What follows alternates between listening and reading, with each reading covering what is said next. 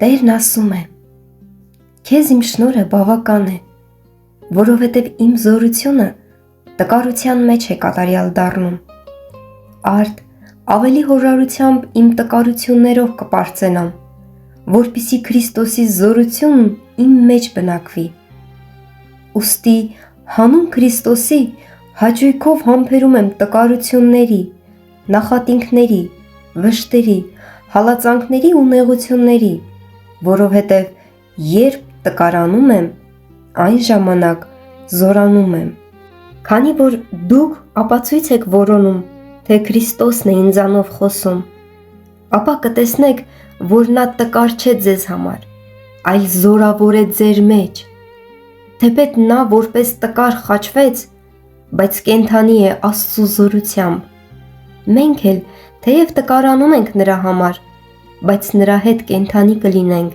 ձեր մեջ Աստծու զորությամբ։ Ինքներդ ձեզ քննեք,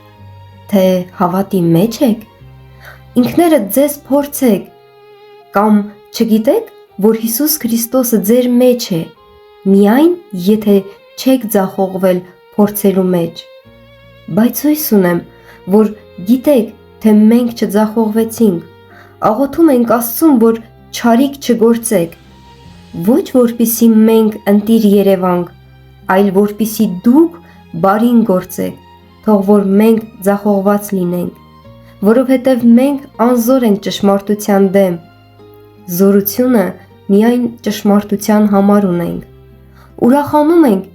երբ մենք տկարանում ենք, իսկ դուք զորավոր եք դառնում։ Մենք էլ աղոթում ենք ձեր կատարելության համար։ Արդ եղբայրներ, ուրախ եղեք, կատարյալ եղեք, մխիթարվեք, միաբան եղեք, խաղաղություն արեք և սիրո ու խաղաղության Աստվածը ձեզ հետ կլինի։ Սուրբ համբույրով միմյանց ողջույն տվեք, ձեզ ողջունում են բոլոր սրբերը։ Տեր Հիսուս Քրիստոսի շնորհը, Աստծու սերը և Սուրբ Հոգու հաղորդությունը ձեզ բոլորիդ հետ։ Ամեն։